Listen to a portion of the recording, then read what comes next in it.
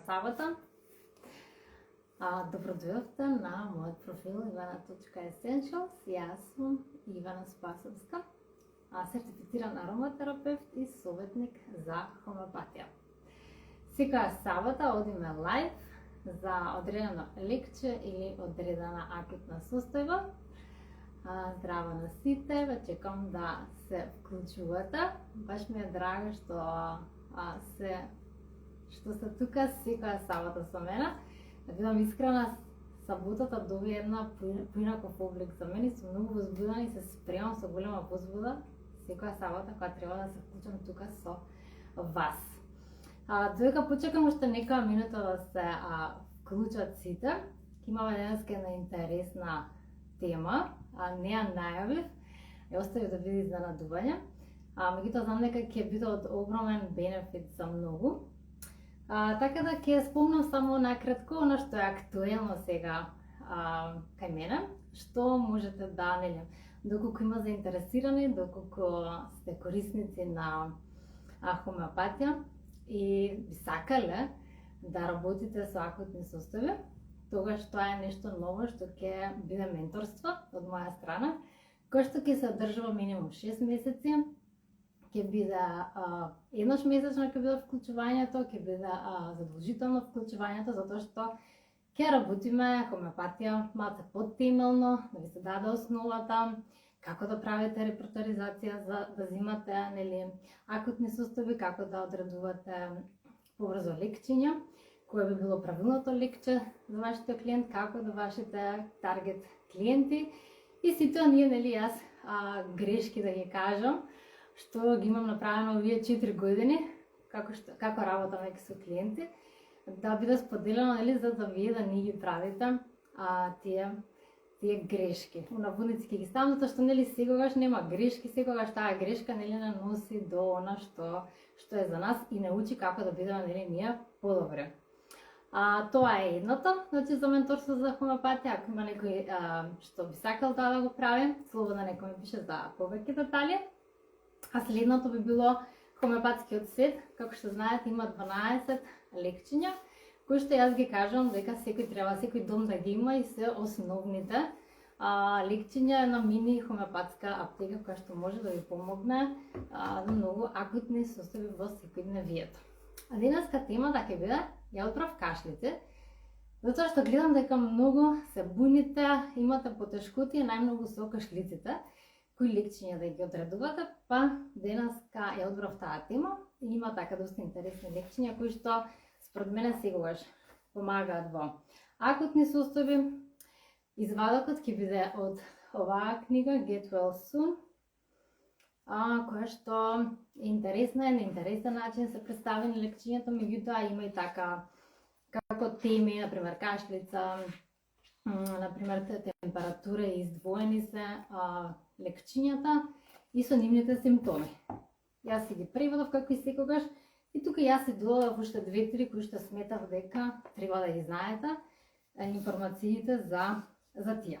Повеќето од овие лекчиња што ги прочитам, што ќе ги кажам, ги има и во основниот хомеопатски сет. И на крај имам една бонус информација, која што на крај ќе ја кажем. Доколку имате вие прашања, слободно пишувајте. Јас, кога ќе завршам, или може во текот на зборувањето, ако го видам прашањето, ќе одговорам. Ајде да видиме. Првото лекче е Aconite. Инаку Aconite во сетот е во комбинацијата ABC, тоа е Aconite, беладона и камилица, 3 во едно лекче. Така е лекчето направено од хомеопатската лабораторија. Инаку специфично вака е за Aconite посебно да кажеме, инаку ова што ќе го прочитам за Aconite, може лекчето ABC да ви помогне од сетот. Значи, кога кашлицата започнува најдено, нагло, понастинување или изложување на студ. Значи, најчесто кога сме изложени на студ, например, идеме на ладно време, планина и така натаму, или седиме подолго време, ладно време сега и овој период знае да биде преку ден многу топла, меѓутоа навечер знае да биде малце посвежа, а ние знаеме да поминеме малце подолго време, да кажеме надвор, каде што знае да биде стварно така доста ладничко. И следниот ден доаѓа кашлица.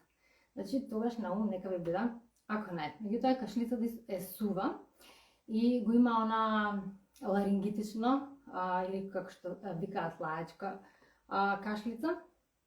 Значи се користи кај типична крупозна кашлица, каде што има малку или воопшто нема искашлување. И како и кај сите состојби, ако најприсутна може да биде присутен и страв, и страв од чувство дека може да умре. Јас би рекла присутни се страв, меѓутоа може и ако ја има баш ги има овие симптоми, после изложеност на студ, значи ако не би било или АБЦ доколку го имате АБЦ комбинацијата. Антимониум тарт или антарт скратено го кажуваме, оваа кашлица вие кога има секрет, меѓутоа не може ништо да се искашла и кога е оној секрет кој што кркори, врие, буквално се слуша секретот како да врие, значи може да биде и на градите, значи може да биде и бронхитис, меѓутоа може да биде во грлото. Значи баш тука се чувствува тоа вриење, се кашла, меѓутоа не може да се искашла. Тогаш антимониум тарт, антарт помага. Значи изгледа како секоја кашлица да ќе го извади секретот, но тоа не се случува. Во градите има свирење и кркорење што се шири кон душникот. Значи лицето може да биде исцрпано и премногу слабо да стане. Ова е одличен лек за деца со бронхитис и за постари пациенти. Меѓутоа, јас од моја искуства и не мора баш лицето да биде исцрпано и премногу слабо, може само да ја има понекогаш кај мен, например, кај помалиот син, одлично функционира кога, например, ќе настине, ќе почне со сува кашлица, меѓутоа на сува кашлица каде што нема секрет, и значи се дава одредена лекција според состојбата, и после тоа го има оној секрет каде што има вриење, кркорење, меѓутоа не може да го искашла, и завршувам со антарт. Значи, ако има само сува крупозна кашлица, не одите со антарт, затоа што нема да ви помогне, затоа што нема секрет што може да го искашла. Обично антарт секогаш го даваме на крајот. Например, почнува настинката, давате едно лекче, ако е сува зборам, или нормално, ако е сува кашлицата, кај некои почнуваат кашлица, меѓутоа не е сува, има секрет што не може да се искашла, тогаш да, може да биде антарт ако го има тоа вриење. Меѓутоа, ако почне со сува, значи даваме соодветно за сувата кашлица, антимониум го даваме за да ја да заврши состојбата, значи да заврши кашлицата. Тоа многу често сум го видела кај моите деца се случува и затоа и го пренесува. Сега може ќе се изненадите за ова лекче следнова, кој што може да помогне за кашлица, а тоа е арника. Арника е кога болката од постојано кашлање создава состојба не ме допире, при што лицето одбива помош и му вели на докторот да си оди. Значи такви симптоми има за кашлицата за арника. Беладона. Беладона е кога кашлицата доаѓа каде што има скокоткање во гркланот, како од прашина. Значи така се чувствува. Може да се појави во раните попладневи часови. Тоа е сува, силна кашлица која доаѓа во силни напади со искашлување на слуз и може да има траги од крв. Има силна болка во градите. Значи тоа е за беладона кашлицата. Брионија лекчета, за брионија често сме ја зборале, значи брионија е она сува иритирачка надразнителна кашлица која што кога лежи мирно е добра состојбата, меѓутоа кога станува и кога се движи се влошува состојбата. При кашлање значи може да се притискаат и градите за да се намали болката, значи се чувствува болката, или пак може и главата да боли од многу кашлање. Кашлицата што е важна за брионија, значи кашлицата е полоша во топла просторија, а може да има и малце жолтеникав секрет. Обично има жет за големи, но ретки количини на вода. Значи тоа е за брионија. Сум ја спомнувала многу пати, брионија најчесто помага заедно со апис во комбинација кога станува збор за грипот, кога е со црвено грло, со висока температура и сува кашлица и висока температура. Меѓутоа не мора значи да ги има тие, значи може да има само сувата надразнителна кашлица. и која што може да, значи има силна жет, меѓутоа во мали количини вода се пие и ембриона е со сувост, како што ви напоменав, значи суво грло, суви усни, се осеќа таа сувост во грлото и може и на усните. Следното лекче за кашлица, што е исто така едно од меѓу најдобрите, е дросера. Дросера лекчето е позната по она кашлицата доаѓа само што ќе се стави главата на перница. Значи, кога се става главата на перница, значи кога легнувате вие или пак вашето дете ако има кашлица, тоа најчесто го гледам кај дечињата, значи навечер кога легнуваат, само што ќе заспијат и почнува кашлицата. Значи се дроват буквално од кашлање, она сува кашлица има дросера и може да има напад, не напад, него како да има нагон за да им дојде од толку кашлање како нагон за повраќање, меѓутоа нема да повратат.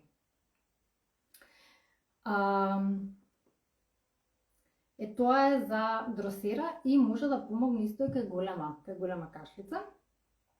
Значи, кашлицата вели е толку често што лицето не може да земе здив, значи едно по друго, и вика може да има нагони за повраќање, меѓутоа некои може и да повратат.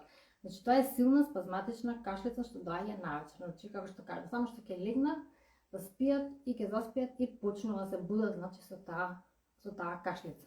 Тука е дросера е прв избор секогаш за лекче. Хепарсулфур. Значи, хепарсулфур кога има чувство како коска од риба во грлото, да предизвикува таа кашлицата, засипнат глас има хепарат, може да има и малку секрет што гуши. Значи се појавува ненајдени напади на задушување, детето се обидува да зборува или да плаче, но не може и во голем страв го фаќа грлото. Седи исправено поради анксиозноста што се јавува кога лежи. Полошо е по изложување на ладен воздух и по пиење на ладна вода. Значи, хепарот сака топла просторија му одговара, се смирува кашлицата, значи се што е топло, хепарот сака многу топло. Сега, исто и за ларингитична кашлица број 1, значи таа крупозна кашлица, кога би го избрала, например, може да се почне со аконет, што го спомнавме, ако аконет не даде резултати во текот на 24 часа или после 4 или 5 доза дозирана на 3 часа, ако не даде резултати, вториот избор, се уште има таа ларингитична кашлица, тогаш следниот избор ќе ви биде хепарот. Фосфор е лекчето кога има и сува, на моменти сува кашлица, на моменти влажна кашлица. Значи буквално така може да ви кашлаат.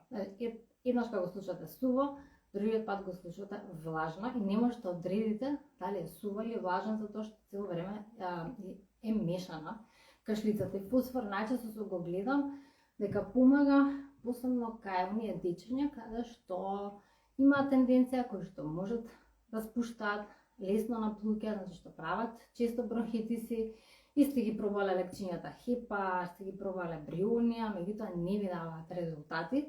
Децата сепак продолжуваат со кашлицата и на крај спуштаат, прават бронхитис. Сум го видела во многу случаи дека тогаш кога нема некој резултат од брионија, од хепарот, дека фосфорот секогаш ќе завршува работата.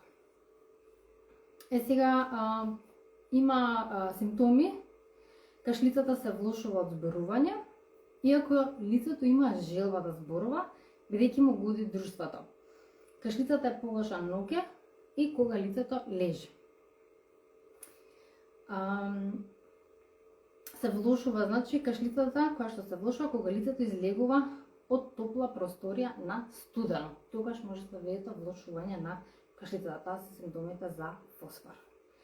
И го имаме спонџија. Спонџија исто е интересен лек, кој што се користи исто за ларингитична кашлица, меѓутоа спонџија вие за, да кажеме, онај третиот, најкритичниот левел на ларингитична кашлица. Значи, ако најседале не помага, хепар седале не помага, значи кашлицата се подлабока, ларингитисот станува се полош, зазема се повеќе и повеќе.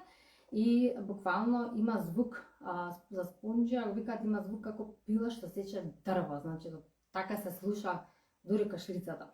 Значи има напади на задушување, како да има јажа околу вратот и полоше при длабоко вдишување. Значи прво длабоко дишување и кашлицата нели е полоша. Состојбата се влошува во сон, полоше од полнок до 2 часа по полнок, а подобро од топли пијалаци. Значи тогаш спонџа дава одлични резултати кога е, например, зазема ларингитисот, зазема, значи поголем замав. Следното лекче пулсатила. Пулсатила лекчето има онаа кашлица која што се слуша за крез, значи и може не на моменти да се слушна сува, меѓутоа како би ја разликувале од фосфор, пулсатила е со кенкавост, плачливост, сакаат имаат онаа сладка кенкавост што се вика, и бараат нели цело време мајката да е до нив. Тоа е емотивната страна на пулсатила и така можете да ги разликувате со фосфор.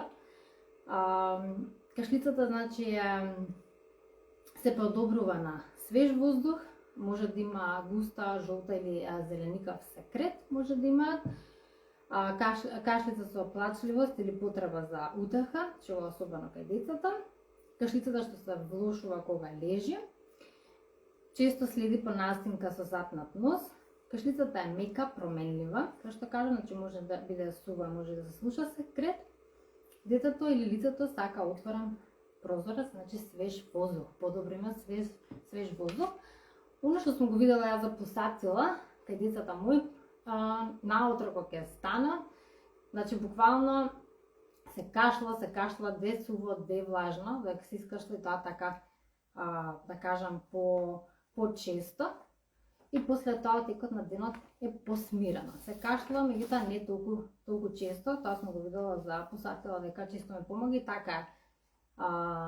Најчесто наутро се слуша секретот дека се искашлува, а преку денот сум ја слушала дека е баш онака повеќе иде на сува, не се слуша секрет воопшто.